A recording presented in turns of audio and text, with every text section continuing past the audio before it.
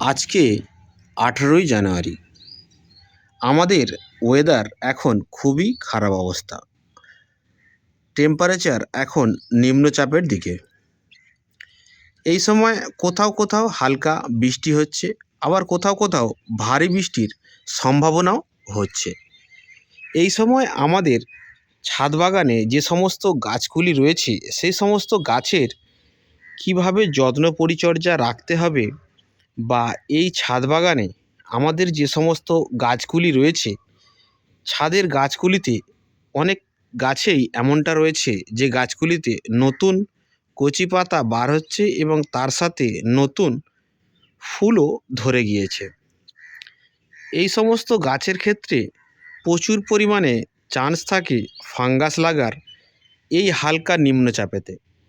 তো এই সময় অনেকেই কি করে, ফাঙ্গাস লাগার ভয়েতে এই নিম্নচাপের মধ্যেই ফাঙ্গিসাইড স্প্রে করে দেয়।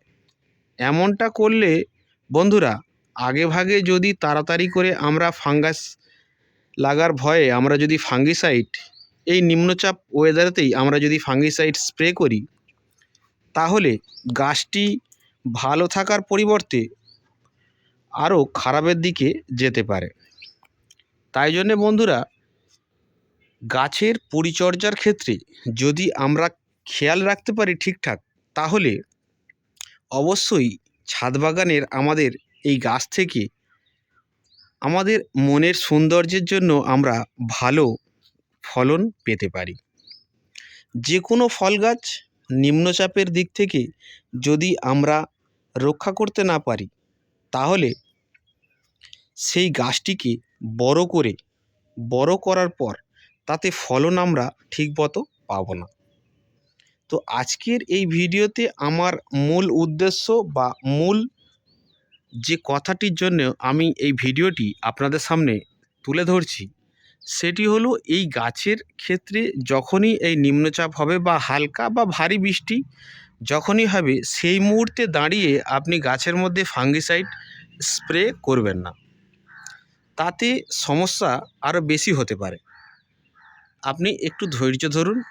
যখন গাছের মধ্যে বৃষ্টির এই ছিটে ফোঁটা ভাব পড়বে, সেই মুহূর্তে আপনি গাছে কখনোই ফাঙ্গিসাইড দেবেন না। হ্যাঁ, বৃষ্টি থেমে যাওয়ার পর আপনি গাছটিকে ভালোভাবে ধুয়ে ফেললে ভালো হয়। দেখুন, এখানে আমার গাছে কিন্তু বৃষ্টি পড়েছে, তার কিন্তু স্পষ্ট দেখা যাচ্ছে। এই অবস্থায় বন্ধুরা, গাছে ফাঙ্গিসাইড দিলে কিন্তু গাছের বেশি পরিমাণে ক্ষতি হবে ভালোর পরিবর্তে।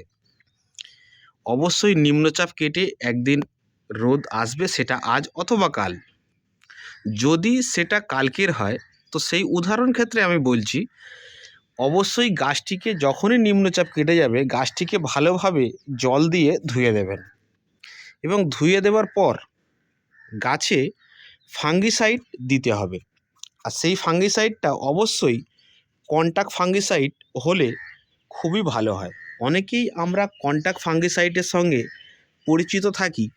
এই গাছটির ক্ষেত্রে দেখুন বন্ধুরা, প্রচুর পরিমাণে ফুল চলে এসছে লেবু গাছটিতে। তো এক্ষেত্রে কিন্তু বন্ধুরা প্রচুর চান্স থাকে এই ফাঙ্গাস লাগার ফলে গাছের এই ফুলগুলি ঝরে যাওয়ার।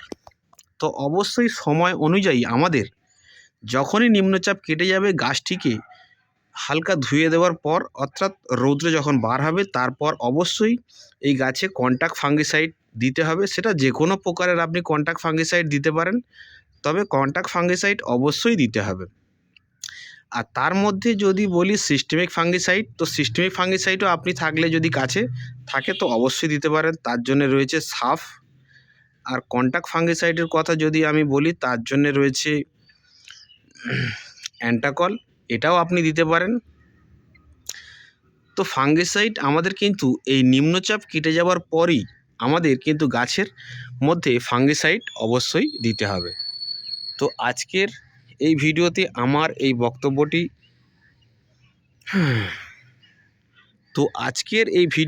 আমার এইটি মূল কথা বলার ছিল। বন্ধুরা চলুন, টাটা, বাই বাই। আবার দেখা হবে পরের ভিডিওতে। ততক্ষণ পর্যন্ত বন্ধুরা ভালো থাকবেন, ভালো রাখবেন। জয় হিন্দ।